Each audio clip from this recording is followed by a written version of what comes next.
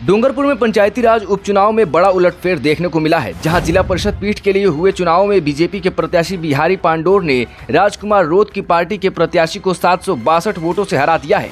वहीं पंचायत समिति सिमलवाड़ा के वार्ड नंबर 16 में भारत आदिवासी पार्टी ने अपना दबदबा बनाए रखा है। वहीं राजकुमार रोत की पार्टी का गढ़ माने जाने वाले 84 में जिला परिषद की सीट पर जीत के बाद बीजेपी के कार्यकर्ताओं ने जमकर जश्न मनाया।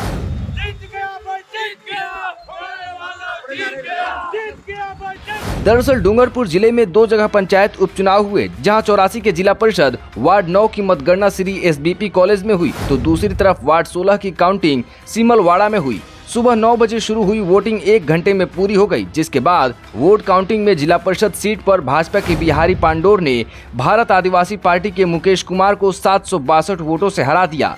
अगर दोनों को मिले वोटों की बात करें तो राजकुमार रोत के प्रत्याशी मुकेश को 6563 वोट और बीजेपी के बिहारी पांडोर को 7325 वोट मिले हैं। एक लोकतंत्र के अंदर हार और जीत 2 पहलू होते हैं।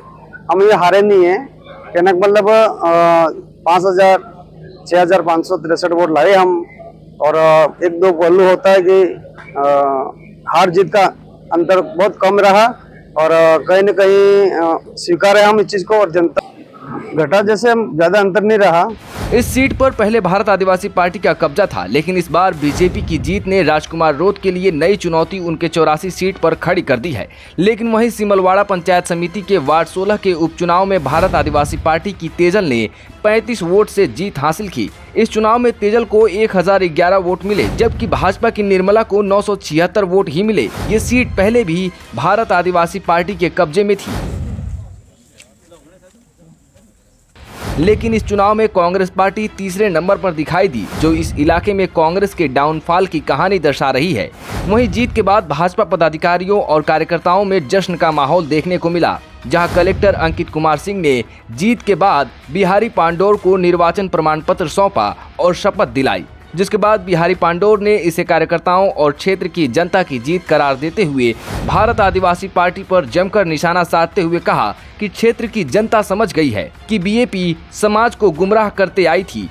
उनके आने के बाद क्षेत्र में विकास के कोई काम नहीं करवा सकी और अब बीजेपी सरकार में है, जो क्षेत्र की हर समस्या को दूर करने का प्रयास करेंगे। सरकार की जिस प्रकार की जितनी भी योजना है, वो योजना धरातल पर बहुत कम आती है। तो ये इकाई ऐसी है जो जिले से लेकर के धरातल तक जाती है, उस पर पूरा प्रयास करके सारी चीज़ें धरातल पे सरकार की योजनाओं को काम कराने का काम करेंगे। बीजेपी कोई खास चीज़ नहीं है। बीजेपी एक समाज के नाम पर आई थी, उसमें हम सब वहाँ के कार्यकर्ता लोग हमारे जुड़े हुए थे।